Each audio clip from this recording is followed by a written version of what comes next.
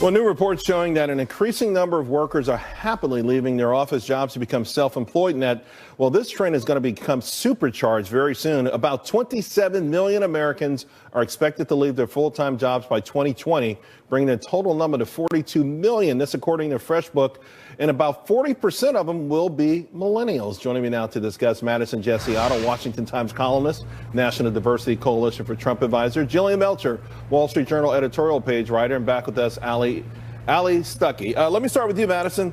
Golly, this is absolutely, and by the way, I should let the audience know, we're not talking about the gig economy. We're not talking about Uber drivers, but people leaving the 9-to-5 corporate thing and just starting out doing their own thing. Yeah, I mean, we're seeing the reflection of technology. It's become such a huge part of our life. People have instant access to so many things. And so they can use their creativity and entrepreneurship to really start new businesses, to just do their own thing and not have to live under the 9-to-5 lifestyle or under the, the boss of someone else. But Jillian, listen, the millennials leading this is somewhat surprising to me. Is it surprising to you? It's not surprising to me. I mean, we talk self-employed. What this really means is an entrepreneurial generation. And I think for all of the guff that millennials get, this is very consistent with their ethic. They're looking for work-life balance. That's one of the things that is really important to them. They're not so much in it for the money, but they are in it to do something that they find meaningful. So I think that matches up with just about everything we know about millennials. Ali, having said that, 2-3 years ago, entrepreneurship hit an all-time low in this country. So it's just absolutely remarkable to see it turning around like this. Right. Well, I think that this statistic kind of looks at people like me. Right after college, I graduated in 2014, did the 9-to-5 thing for a few years. Then I jumped off that to do my own thing. And I'm so glad that I did. I've been doing it for a year now, and it's been fun. I've fulfilled the very thing that so many millennials say that they want to fulfill, which is their why. They care so much more about the what, or they care so much more about the why than they do the what, and that is being fulfilled and actually contributing to society in a way that they find meaningful. According to this, Madison, there is a distinction, though, between what people think it's going to be and then what it actually is. Like 74% thought they'd work harder, but only 59% did. 67% thought they'd make more money, only 54% did. 43% thought they have less stress, almost half of them have less stress. So, I mean, it looks attractive, but it's not always that way. And still, it looks like it's an unstoppable move right now.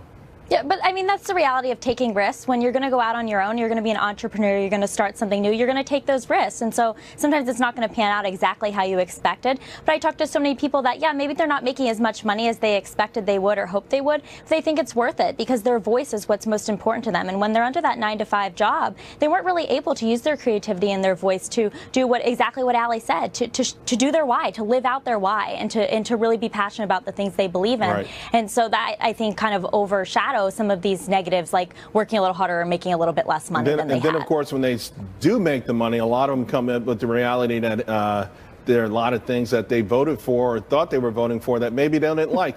One, for instance, is Cardi B. Let's take a listen to her thoughts on paying high taxes. Uncle Sam, I want to know what you're doing with my tax money, because you know what I'm saying? Like, when you donate to a kid from a foreign country, they give you updates of what they're doing with your donation. I want to know what you're doing with my tax money, because I'm from New York and the streets is always dirty. We was voted the dirtiest city in America. So Vogue actually agreed with her on the dirty city part. Now, maybe it shouldn't be a bad idea to get some greater accountability. I agree with her. I think this is great that she's a millennial voice. She's getting that 40% taken out by the tax man, and she wants some accountability on this. I'm all for rappers for government accountability, and I think this is something that a lot of millennials are going to experience. Right. You see these things have a real impact on your bottom line, and you want good governance. And it does also, Ali, remind me that a lot of people vote against their own self-interest out of habit or whatever, pressure. And then sometimes the realities of life do smack you pretty hard. Exactly. I think a lot of millennials wanted to vote for Bernie Sanders because they were right in the middle of their student loan debt that they had to pay back, and they thought, gosh, it would be really great if I didn't have any of this. But when young people get to the point to where they're actually paying significant taxes like Cardi B is now, they wake up to reality and they say, oh, I earned this stuff. I don't really want to give it back to the government.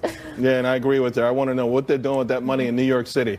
All right, ladies, Thank you very much. Appreciate it. Coming up,